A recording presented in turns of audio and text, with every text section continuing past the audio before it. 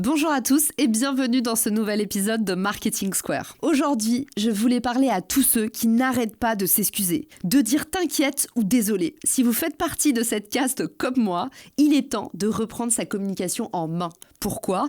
Parce que s'excuser sans arrêt grève notre communication. Elle instaure un rapport de force malsain et surtout, elle crée de la culpabilité. Alors aujourd'hui, je voulais vous partager 9 reformulations positives pour changer votre quotidien et vos communications. Autrement dit, arrêtez enfin de s'excuser à tout va. Ces reformulations sont extraits de mon livre From Zero to Hero que vous pouvez vous procurer en description. Première reformulation du quotidien et surtout pour moi qui décale beaucoup trop souvent, c'est ce fameux rendez-vous que vous devez déplacer pour la 2e fois. Au lieu de dire « désolé de devoir reporter encore », dites plutôt « merci pour votre flexibilité ». Lorsque vous arrivez en retard à un rendez-vous, au lieu de dire « désolé d'être en retard » et de commencer à vous répandre en justification vaseuse, dites plutôt « merci d'avoir attendu ». Et restez léger. J'ai eu un petit pépin, mais ça s'est réglé. Je suis vraiment contente d'être arrivée. La 3e reformulation est pour tous les gens qui, comme moi, ne font que s'excuser d'exister. Lorsque quelqu'un vous accorde du temps pour faire quelque chose, par exemple gracieusement,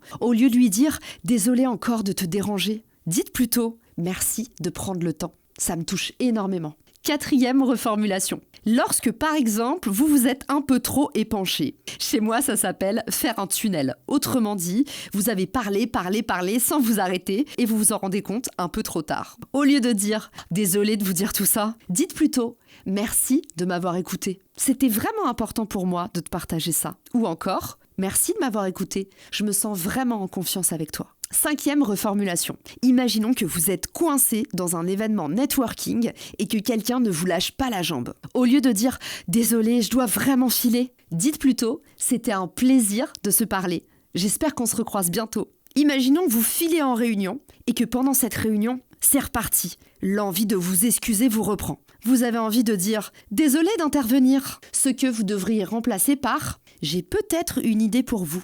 La journée se poursuit et puis patatras, on vous fait remarquer que vous avez fait une grosse bourde en public. Au lieu de répondre oh, « désolé pour l'erreur », dites plutôt « merci de votre vigilance » ou « bien vu, c'est noté ». Heureusement que tu l'as trouvé. Je vais pouvoir corriger ça très vite. Et donc forcément, pour corriger votre erreur, vous devez un petit peu modifier les plans ou faire un énième retour par exemple à votre prestataire. Vous seriez alors tenté de lui dire « désolé pour le changement ». Que vous devriez remplacer par « je propose de réactualiser » ou alors « ce serait bien mieux de mettre à jour pour ». Enfin, votre boss peut-être va vous donner une énième tâche à finaliser. Et là, vous seriez tenté de dire « désolé, j'ai pas compris ». Au lieu de ça, essayez de dire « pourriez-vous préciser ?» Si vous êtes en interview, vous pouvez également dire « est-ce que vous pourriez reformuler ?» J'espère que ces reformulations vous aideront à enlever la culpabilité de votre quotidien. Parce que trop de politesse tue la politesse. Et surtout, n'oubliez pas que placer de la gratitude et du positif dans vos échanges change vos relations aux autres. On récolte ce qu'on sème. Si ça vous a plu, n'oubliez pas de vous abonner et partager ce contenu à quelqu'un que vous aimez. Je vous donne rendez-vous à très vite. Ciao!